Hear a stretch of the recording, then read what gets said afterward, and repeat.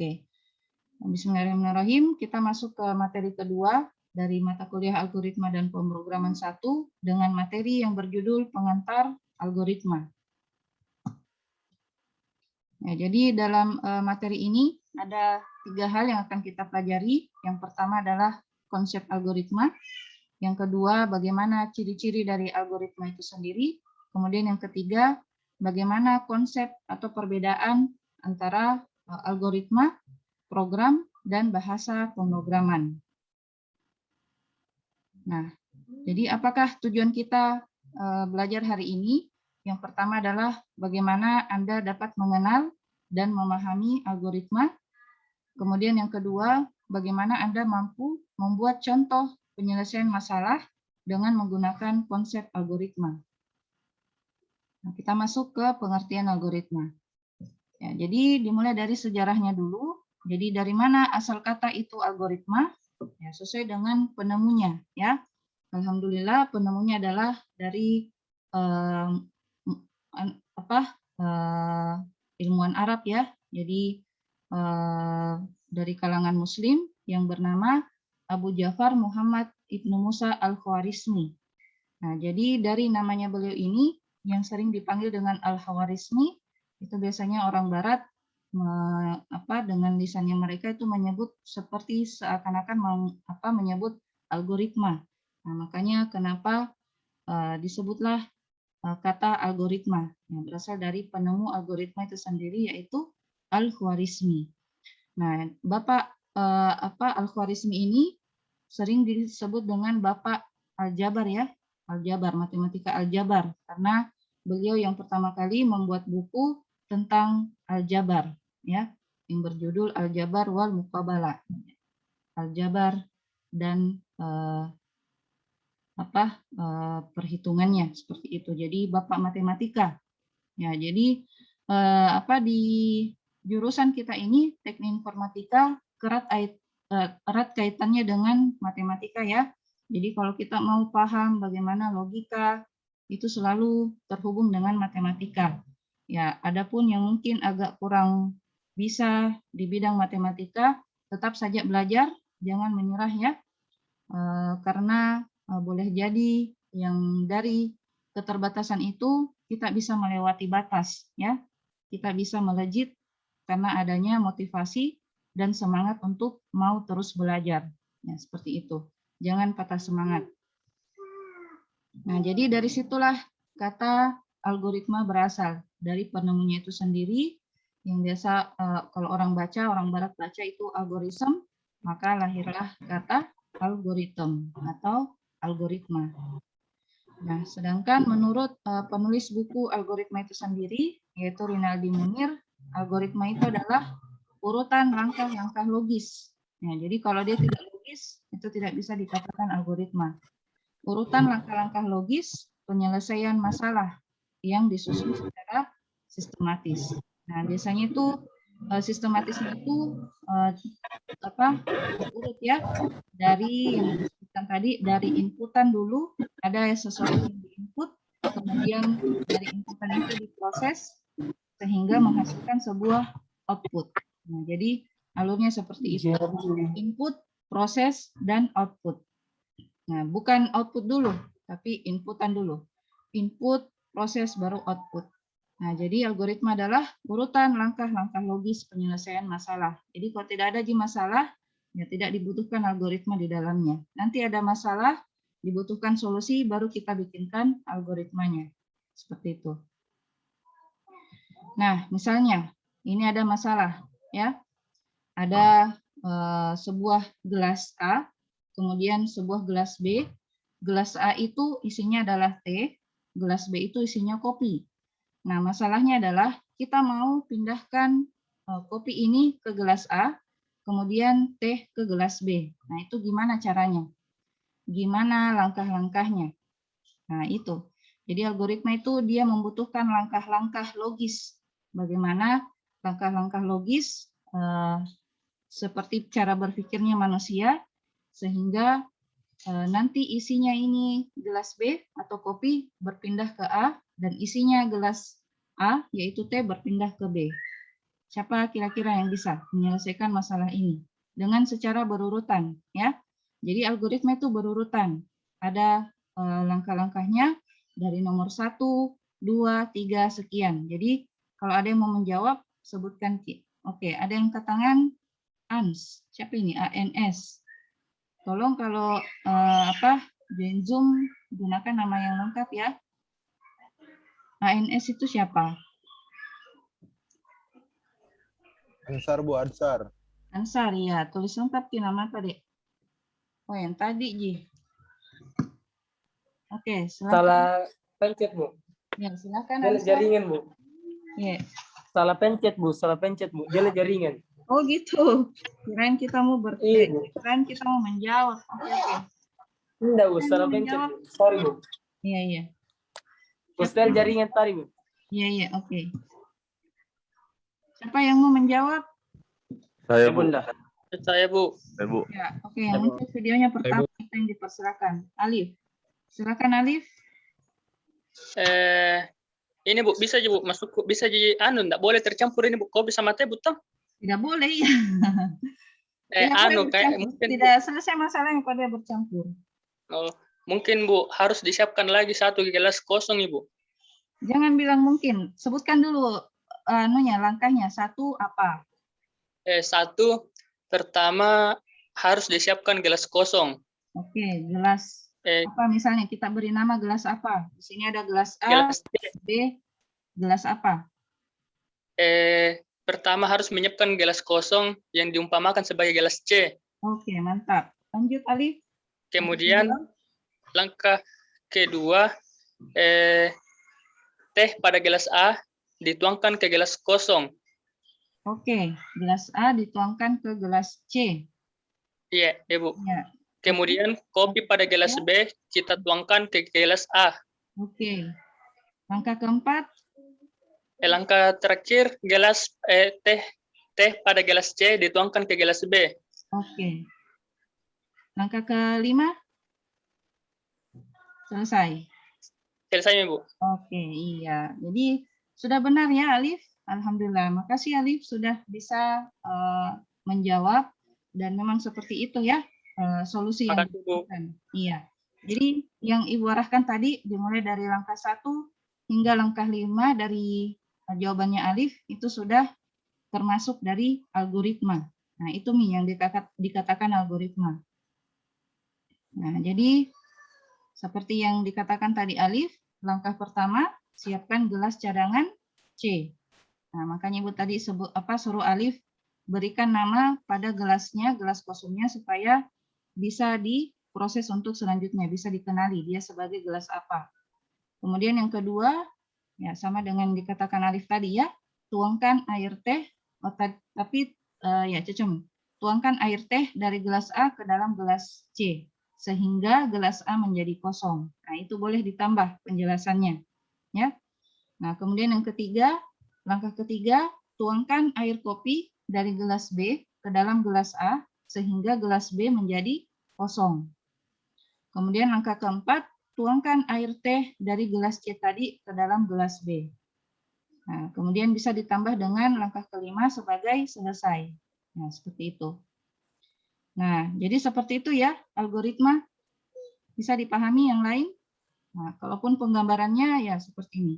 Jadi siapkan dulu gelas kosong yang kita beri nama dengan C, lalu gelas A ini isinya teh, kita pindahkan ke gelas C, lalu langkah selanjutnya, langkah ketiga, tuang isi gelas B ke dalam gelas A yang kosong tadi, karena sudah diisi ke C.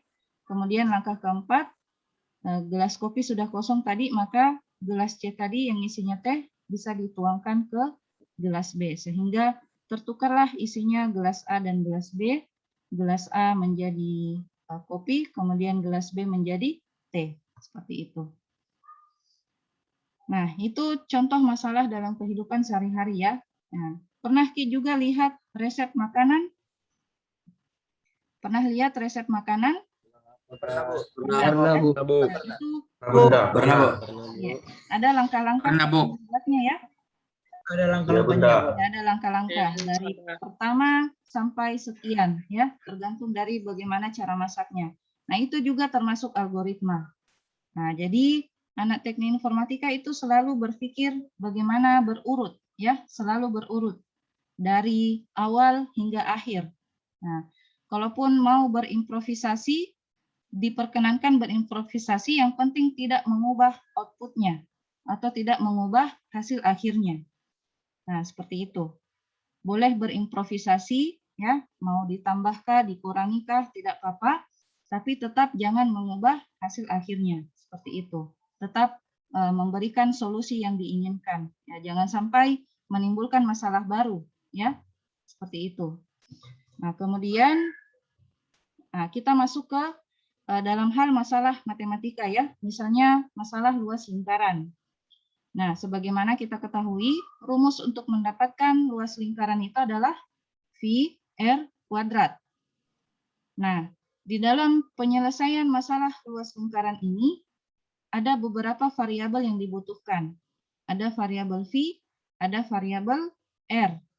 Nah, apa yang dibutuhkan itu yang harus kita sebutkan di dalam langkah pertama. Seperti itu. Nah, jadi cara penyelesaian masalahnya bagaimana? Ya, jadi yang pertama, tentukan dulu nilai V. Nah, jadi kalau persoalan matematika seperti itu. Tentukan dulu nilai V. Kemudian variabel yang kedua, tentukan nilai R. Nah, jadi kalau sudah ditentukan semua nilai variabelnya, baru bisa dihitung atau diproses. Nah, ini yang Ibu sebutkan tadi, alur dari algoritma itu selalu modelnya adalah inputan dulu, baru proses, baru output. Nah, jadi 1 dan 2 ini termasuk inputan. Ya. Inputannya ada 2, ada V dan ada R. Setelah lengkap nih variabelnya, maka boleh masuk ke langkah proses atau hitung, yaitu menghitung luas lingkaran dengan rumus V kali R kali R. Nah, harap diperhatikan dalam penulisan algoritma itu tolong konsisten, ya. Karena nanti ketika kalian masuk di bahasa pemrograman dibutuhkan konsistensi dalam penulisan variabel. Nah, apa itu variabel? Variabel adalah simbol yang digunakan dalam menyelesaikan suatu masalah di dalam program yang nilainya itu berubah-ubah. Berubah-ubah tergantung dari programmernya atau tergantung dari berapa nilai yang diinput oleh user. Nah, dalam hal ini kalau V kan dia nilai konstan, ya, tidak bisa berubah. Nah, yang berubah itu adalah R, maka R ini disebut variabel. Nah, lihat Ki, penulisannya untuk V itu tulisannya adalah PHI, kemudian R, R kecil. Nah, nanti dalam prosesnya Anda memanggil variabel tersebut dengan nama yang sama. Ya, V, V, kemudian R, R kecil, R kecil. Jangan berubah. Di sini, kalau di sini kita tulis R besar, maka di sini juga R besar. Kalau di sini kita tulis FI, maka di sini juga FI. Jadi konsisten, ya. Tidak boleh berubah-ubah namanya. Ya, misalnya di sini saya tulis Ansar, maka di sini juga Ansar. Kalau di sini saya tulis Kelvin, maka di sini juga saya tulis Kelvin. Ya. Nah, itu program akan bingung kalau lain yang kita tulis di inputannya, lain yang diproses. Nah, misalnya yang saya input di sini adalah Rahmat, yang diproses, yang dipanggil malah Wahid. Nah, itu bingung nanti programnya, tidak selesai masalahnya. Akhirnya akan tampil pesan error. Siapa itu Wahid? Wahid tidak dikenali. Nah, seperti itu biasanya. Ya. Jadi yang dikenali itu adalah yang sudah dideskripsikan atau sudah dilakukan pemanggilan variabelnya atau sudah diinput. Bisa dipahami ini? Bisa ya? Bisa, Bu. Oke. Bisa, Bu. Bisa, Bu. Ya, Bu, bisa. Tahan, Bu. Oke. Jadi yang bisa diproses adalah variabel yang sudah dideskripsikan sebelumnya dengan penulisan yang konsisten. Ya. Huruf besar, huruf kecil dibedakan, ya, tidak disamakan. Nah, setelah dihitung, maka bisalah ditemukan hasil output dari masalah luas lingkaran. Maka luas lingkaran ditemukan. Jadi Herma. Iya. Next. Nah, ini boleh ditambah jadi selesai ya, boleh seperti itu. Nah, jadi apakah kunci dari algoritma itu? Yang pertama, cari solusi yang paling sederhana atau efektif ya.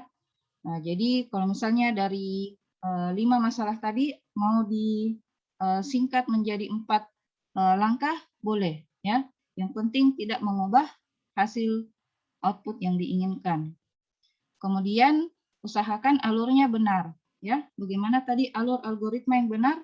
Dimulai dari input, lalu proses, kemudian output. Nah, kemudian PDKT artinya paling mendekati ya, paling mendekati solusi yang diberikan. Nah, jadi nanti ke depannya kalian akan mendapatkan beberapa studi kasus masalah yang diberikan. Kalian pilih ya, pilih yang mana yang paling mendekati solusi yang diberikan. Ya, kenapa Lutfi? Salah pencet, Bunda. Oh, gitu. Nah, kaca-kaca mini Lutfi. Selanjutnya, efisiensi waktu dan memori. Nah, ini perlu diketahui dalam membuat program nanti, itu diperhitungkan efisiensi waktu dan memori. Semakin banyak langkah-langkah yang diberikan, atau semakin banyak baris listing atau coding yang kita buat dalam program, itu akan memakan banyak waktu dan memori. Nah, jadi intinya semakin sedikit langkah yang kita berikan atau semakin efisien, maka semakin sedikit juga waktu dan memori yang digunakan. Nah, makanya kenapa aplikasi-aplikasi yang paling laku di masyarakat itu adalah aplikasi yang tidak lemot ya, artinya bagus ketika digunakan oleh si user, ya, tidak memberikan kebingungan, kemudian tidak menimbulkan waktu yang lama ketika user memprosesnya seperti itu. Nah, jadi semua diperhitungkan dalam hal penggunaan waktu maupun memori. Nah, jadi tujuan algoritma itu adik-adik diharapkan terbiasa nanti untuk membuat perencanaan ya dalam penyelesaian masalah. Nah, sehingga solusinya jadi lebih optimal.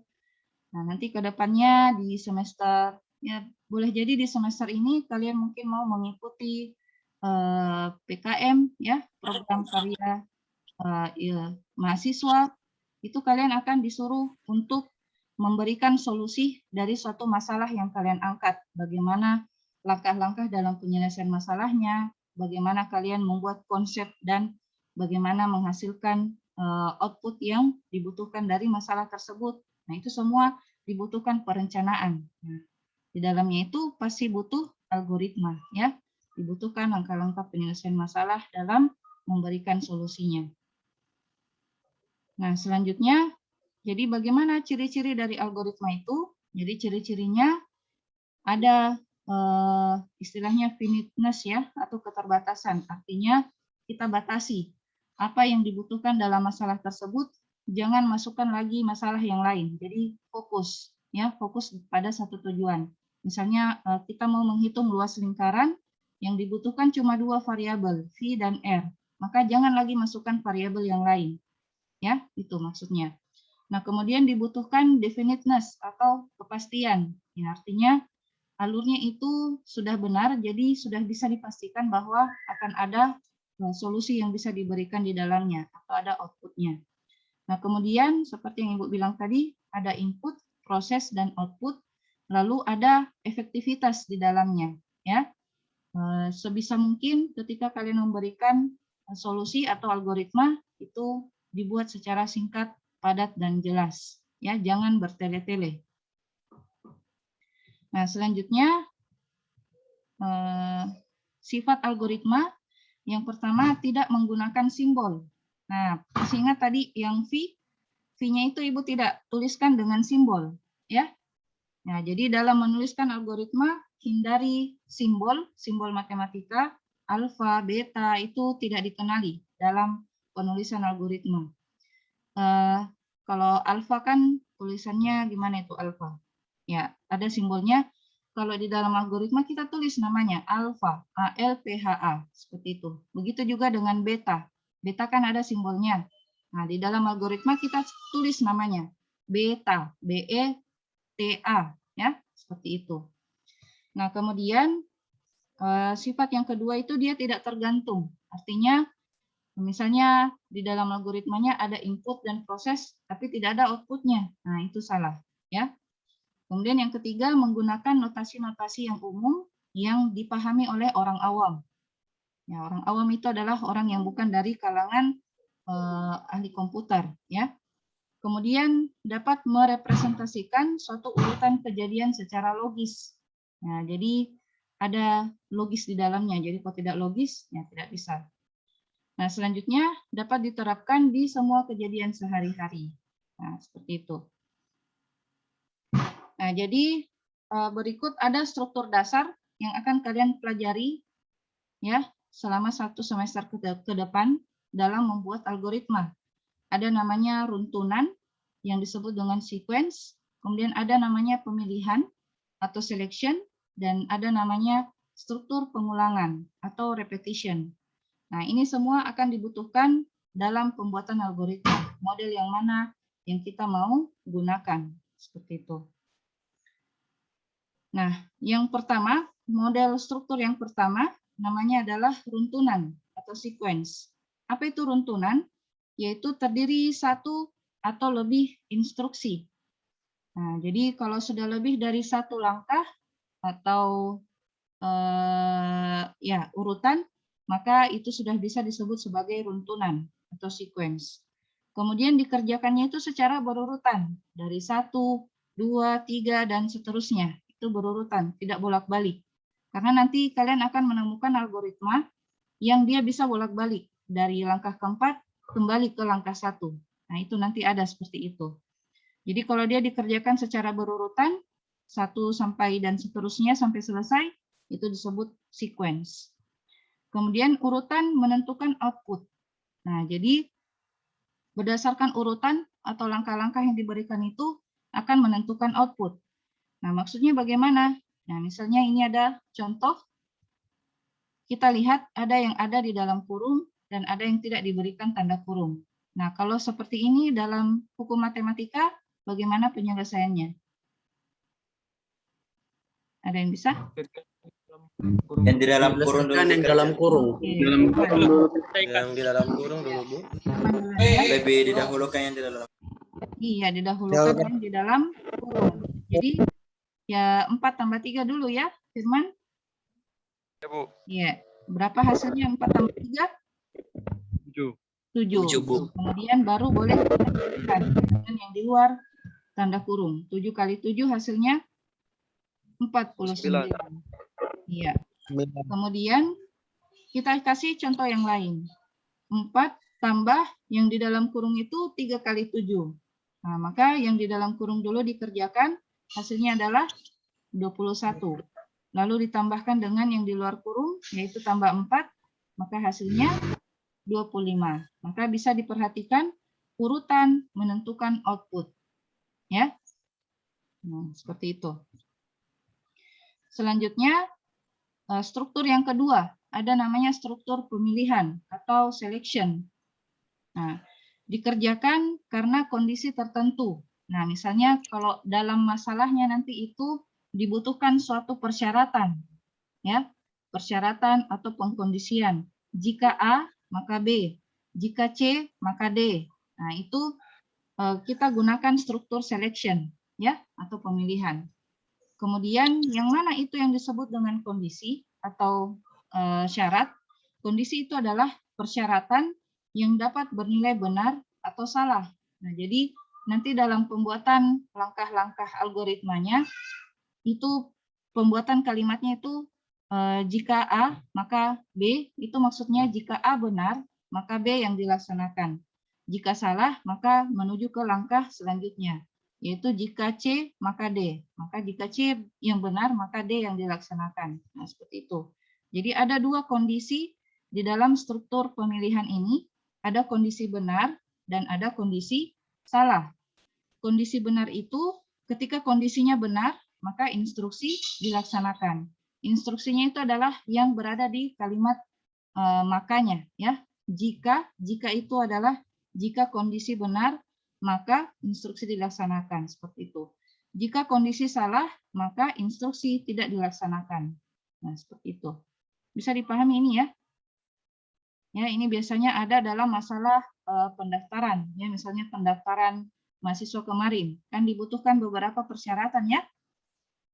Beberapa persyaratan berkas. Nah, jika salah satu syaratnya tidak dipenuhi, maka apa hasilnya? Outputnya tidak diterima. Instruksi. Iya, tidak diterima atau tidak lolos berkas, istilahnya seperti itu.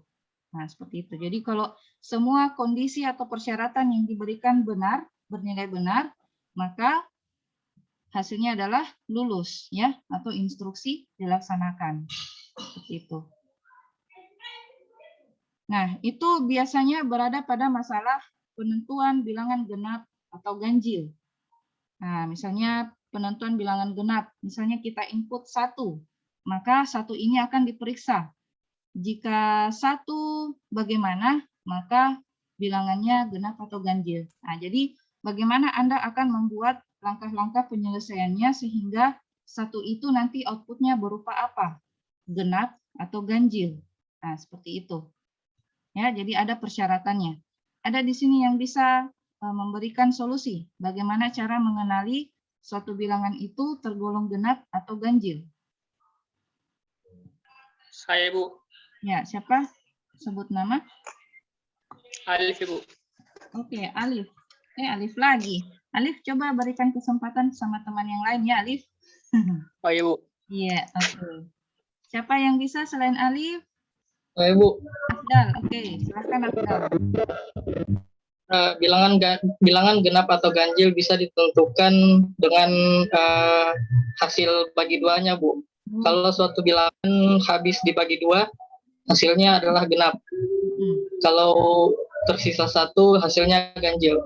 Oke, iya. Itu salah satu cara untuk bagaimana cara mengenali bilangan genap atau ganjil ya. Nah, jadi misalnya angka 10 Ibu input. 10 dibagi 2. Hasilnya adalah apa, Afdal? 5, Bu. 5. Tadi katanya Afdal habis dibagi ya. Kalau habis dibagi. Bagaimana Afdal tadi kita bilang? Kalau habis dibagi 2, hasilnya genap, Bu. Habis dibagi 2. Nah, itu pengertiannya habis dibagi 2 itu bagaimana, Afdal? Tidak tersisa angka, Bu. Oh, tidak ada sisanya ya. Oke, jadi misalnya ini 10. Kita bagi 2. Hasilnya 5. Naik di atas 5, turun ke bawah 10. Jadi hasilnya 0. Maka itu adalah genap. Iya, Bu. Iya. Nah, misalnya kalau kita input 9. Nah, 9 kita bagi dengan 2. Naik ke atas berapa? 4. 4 kali 2 turun ke bawah 8. Jadi 9 kurang 8, 1. Iya. Nah, termasuk ganjil. Iya, oke. Nah, selanjutnya itu kalau dalam ya perhitungan manualnya matematika ya. Tapi dalam pemrograman, Afdal, ada namanya modulo. Pernah dengar modulo? Iya, Bu. Pernah dengar modulo? Pernah, Bu. Ya, apa itu modulo, Afdal? Nah, aku tahu definisinya, Bu, tapi Iya, jadi modulo itu adalah sisa hasil bagi. Nah, itu tadi yang kita bilang 0 dengan 1, itu namanya modulo. Nah, jadi nanti di dalam langkah-langkahnya itu, atau algoritma yang ditulis oleh Afdal di dalam prosesnya itu, nama variabelnya kita sebut bilangan ya. Bilangan modulo 2 sama dengan 0. Jika bilangan modulo 2 sama dengan 0, maka bilangan genap. Nah, jika bilangan modulo 2 tidak sama dengan 0, maka bilangan ganjil. Nah, seperti itu. Jadi kita pakai proses atau rumus modulo, ya, bukan bagi. Jadi diingat yang lain, dalam penentuan bilangan genap atau ganjil, kita pakai rumus modulo. ya, bukan bagi. Nah, kenapa bukan bagi? Karena kalau bagi, bilangan bagi 2, maka outputnya itu adalah 5. Atau kalau kita pakai angka 10 tadi, 10 bagi 2, hasilnya adalah 5. Toh? Nah, jadi kalau seperti itu, kita pakai kata bagi, itu akan berbeda outputnya. Nah, jadi kita pakai modulo. Biasa aja tulisannya modulo. Modulo, atau disingkat dengan MOD, mod. Ya, mod, MOD. Oke, jadi seperti itu penentuan bilangan genap atau ganjil. Nah, selanjutnya struktur yang ketiga adalah pengulangan atau repetition.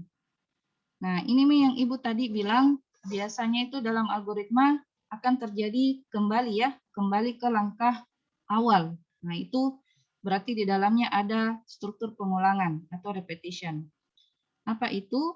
Yaitu kegiatan yang mengerjakan sebuah atau sejumlah aksi yang sama sebanyak jumlah yang ditentukan atau sesuai dengan kondisi yang diinginkan. Jadi ada beberapa statement yang bisa kita gunakan dalam pembuatan algoritma, khususnya menerapkan struktur pengulangan atau repetition. For bla bla bla. Jadi ada statement for. Untuk bilangan berapa sampai bilangan berapa akan diproses. Seperti itu. Kemudian ada statement while. While itu artinya selama. Selama dalam kurung, nah dalam kurung ini nih kondisi. Ya. Selama kondisi yang di dalam kurung ini bernilai benar, maka diproses. Jika tidak benar, maka tidak diproses. Ya, itu maksud dari struktur while. Kemudian do while itu kebalikannya. Lakukan dulu atau proses dulu, baru diperiksa kondisinya. Nah, seperti itu. Jadi bagaimana ya, kalau kita masuk di dalam mall, diizinkan dulu masuk, nanti di dalam baru diperiksa. Nah, seperti itu do while.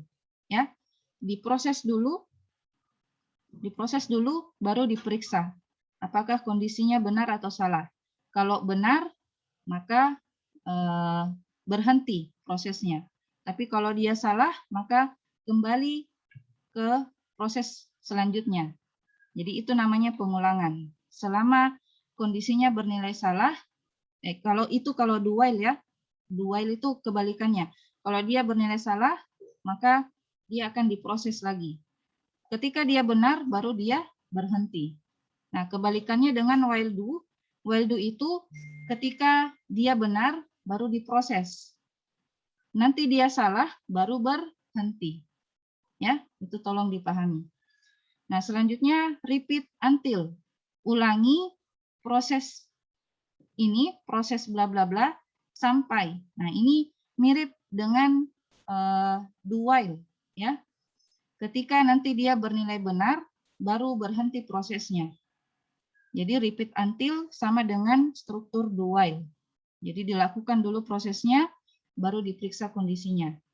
Atau ketika kondisinya benar, until statementnya sudah benar, maka dihentikan repeat-nya, ya, atau prosesnya dihentikan.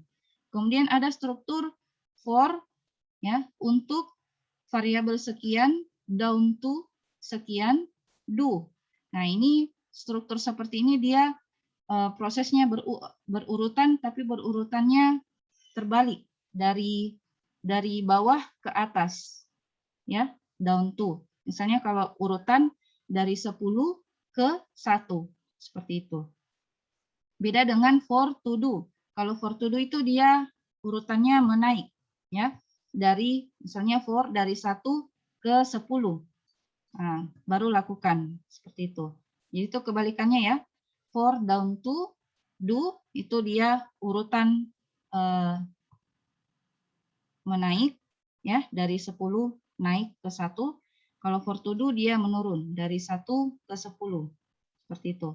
Atau dari kecil ke besar, ini dari besar ke kecil. Kalau dia huruf dari Z ke A, kalau ini dari A ke Z.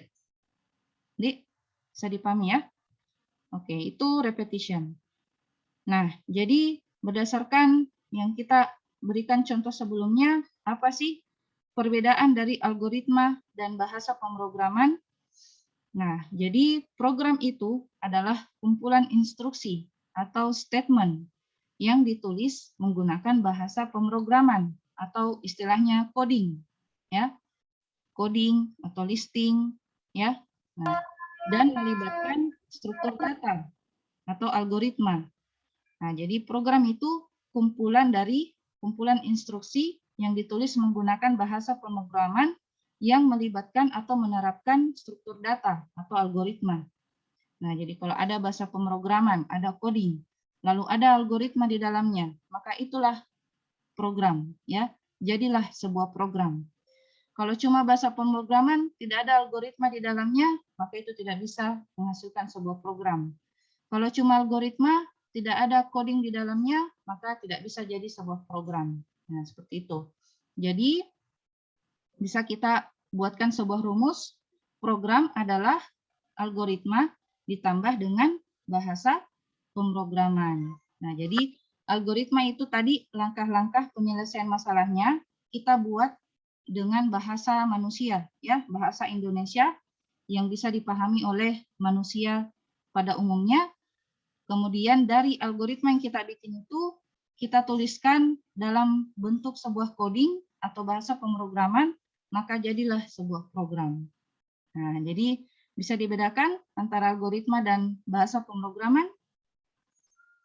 Ya, jadi algoritma itu langkah-langkah urutan penyelesaian masalah menggunakan bahasa manusia, ya, atau bahasa yang bisa dipahami oleh manusia pada umumnya. Nah, sementara bahasa pemrograman adalah berupa kumpulan instruksi, ya, atau coding atau listing, ya, menggunakan bahasa pemrograman tertentu. Nah, jadi ketika ini digabung algoritma dengan bahasa pemrograman, maka jadilah sebuah program atau aplikasi sesuai dengan tujuan dari masalah yang ingin kita selesaikan. Seperti itu. Bisa dipahami ya? Paham, Aki? Bisa ya? Nah, jadi di mata kuliah ini yang mana kita pelajari, Bu? Nah, karena namanya adalah algoritma dan pemrograman, maka dua-duanya ini kita pelajari. Ya, selain Anda membuat algoritmanya atau langkah-langkah penyelesaian masalahnya, Anda juga disuruh bikin programnya, ya, pemrogramannya atau instruksinya menggunakan bahasa pemrograman tertentu. Nah, kemudian bagaimana kaidah dari algoritma itu? Jadi dia independen dari bahasa pemrograman.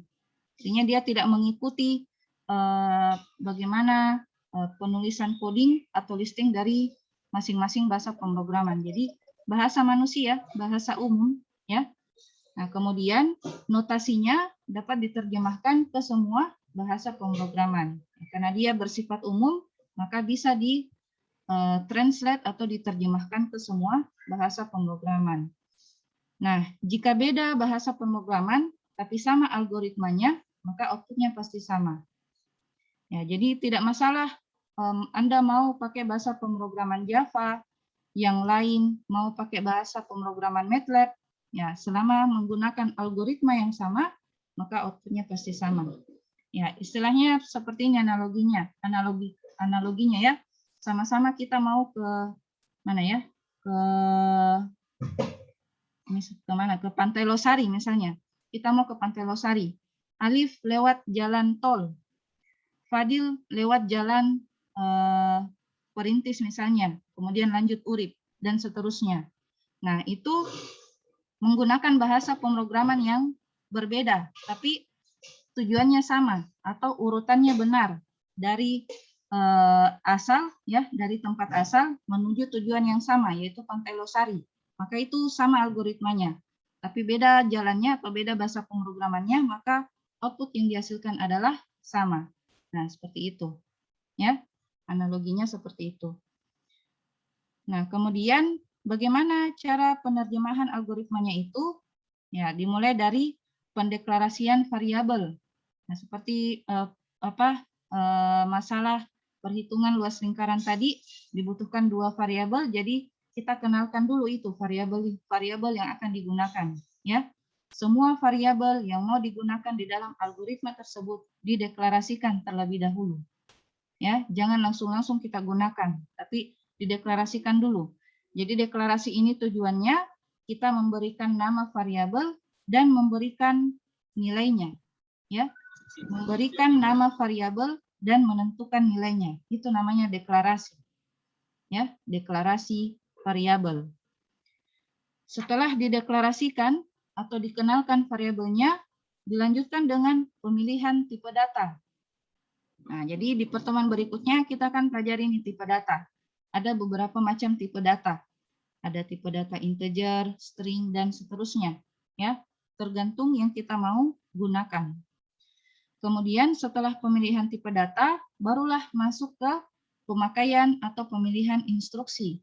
Artinya struktur yang kita mau gunakan. Apakah runtunan atau sequence, ataukah selection, ataukah repetition. Ya.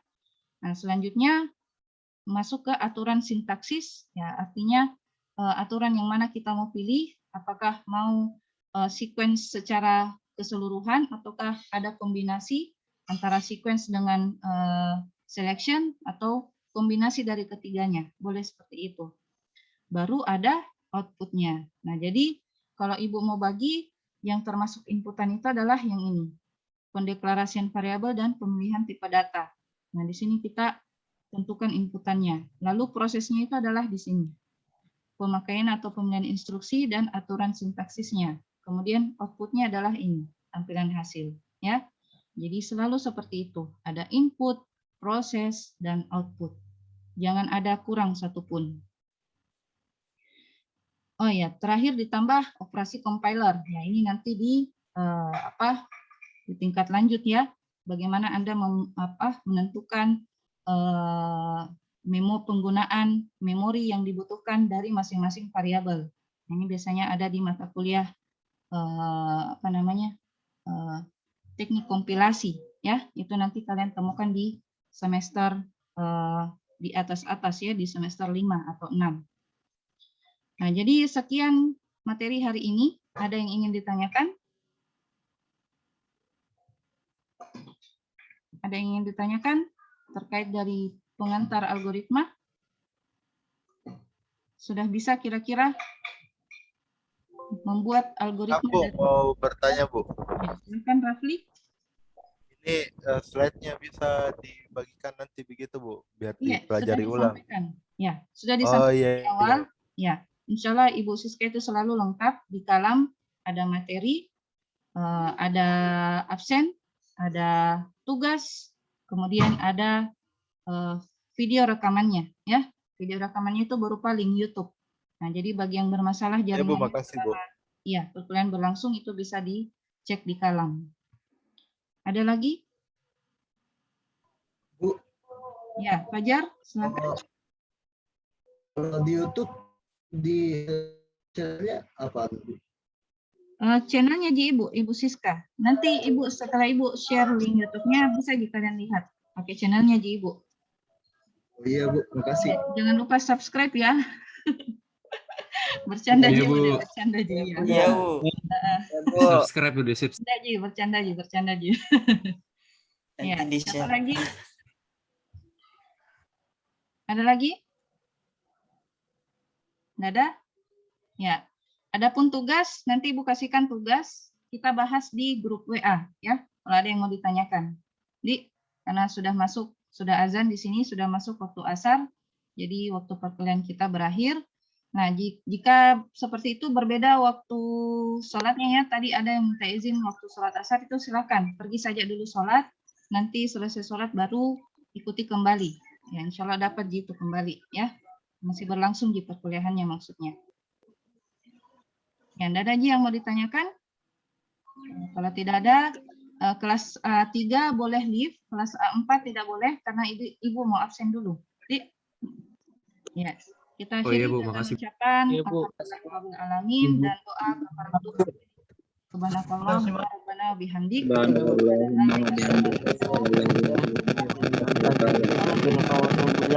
Ya, Bu. Makasih banyak.